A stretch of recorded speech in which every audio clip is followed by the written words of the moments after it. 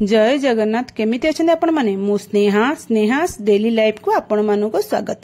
आसंतु आमे आज छोले आउ पूरी बनैबा ता पुनी अट्टारे आमे पूरी बनैबा। एठी माने आपण माने देखि पारुथिबे मो एठी छोट छोट काबुल चना रे छोले बनैछि।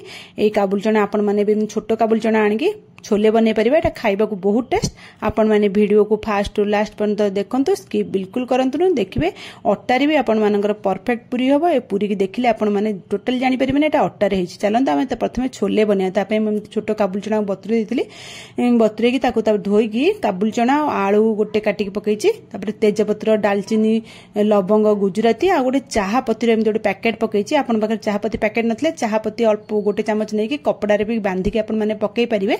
तापर लुण हलदी आ पानी देकी ताको प्रेसर रे 3टा 4टा सीटी दे देबे। जेमती भले की प्रेसर सीटी ठंडा करिया ताको छाडी देबे।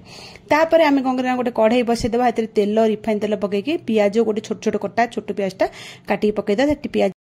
पियाज जितेबाला लाल हो ना आम अदा रसुण बटा गोटे चमच पकेबा। पकईकी कषिबा जमी अदा रसुण कंचा स्मेल पलैब। से कषि होपर आम ये ग्राइंडिंग जार ने दुईटा छोट छोट टमाटो मुझे पकई ग्राइंडिंग करदे। ग्राइंडिंग करदे से पेस्ट को आने पियाज अदा रसुण जो कषा होता से आड करदे। आ ग्राइंडिंग जार जी टमाटो लगी पानी पकईकी धोईकी से आड करदे। आड करके आम भल भाव में टमाटर कंचा स्मेल गला पर्यंत आम कषिदेबा। टमाटो देखते आम कषि गला तेल गुड़ा भी बाहर को बाहरी पड़ानी। आम तेल कौन कर गोटे चलते गोटे मसला रेडी करा। मु धनिया गुंड गोटे चमच, भजा जीरा गुंड गोटे चमच, चिकेन मसला गोटे चमच, लंका गुंड गोटे चमच, बीट लुण गोटे चमच, हेंगू गोटे पिंच, चाट मसला, कस्तूरी मेथी टिके अधिक पकेबे। एतिकी आ पकई देके आपण माने भल भाव में मसलाटा को गोळेई देबे। आ गोळेई देला परे गरम मसला भी पकई देबे। गरम मसला पकई भल भाव गोळेई देबे। गोळेई देला परे आमे कोन करे ना एई मसलाटा हमर हला इंपोर्टेंट मसला। आपण माने एटा को बिल्कुल भी स्किप करिबेनी। ए मसलाटा को जमारू ये करिबेनी। ए मसलाटा ही हम छोलेटा बहुत टेस्ट हबो। आमे एटा गोळेई देके नेकी से जो टमाटो आ अदा रसुण जो पियाज जो भजा कषा होतला से कषा रे पकई देके आ 2 मिनिट कषि देबा। जेमती सेतरु मसलाटा कंचा पळेइबो, कंचा स्मेल आ भले की कषि हेजिबो। देखो आम 2 मिनिट हो गला कषिदेले मसलाटा भल भाव में कषि गला।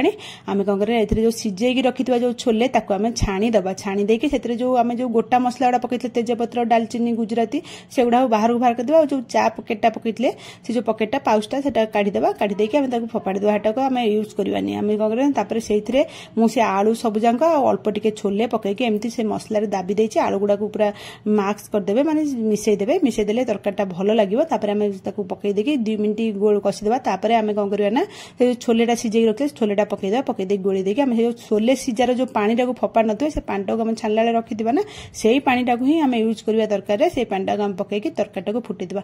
एमती आउ टिके हाथ में आम एमती छोले गुड़ा दाबी दाबी देबा। देले आम तरकारीटा टिके बहुत टेस्ट आसीबो। आउ टिके थिकनेस प्रकार भल रहइबो। हेतु आम ताको दाबी दाबी देबा। तापर आम सेटा फुटुथबो। एपटे आम कौन करना आ गोटे प्यान बसई देबा।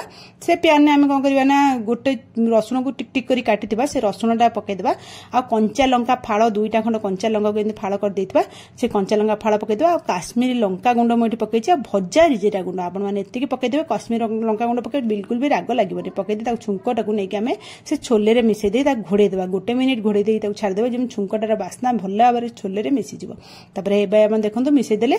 एबे देखंतु हमर रेडी हे गेला छोले। ए चलंतु हम एबे पूरी बनेबा। पूरी पई मु एठी कोन करछि ना अट्टा नेछि। आपण माने अट्टा ही नेबे। मैदा तो देह पई भल नुह किंतु अट्टा रे भी आपण माने परफेक्ट पूरी कर परिबे। बढ़िया लगे पूरी। अट्टा नेकी ताते तेल आ लुण पकईदेबा। पकई ताको मिसई देबा हाथ में भल भाव में मिसि गला परे आम अल्प अल्प पानी पकईकी एठी हम चकुड़ीबा।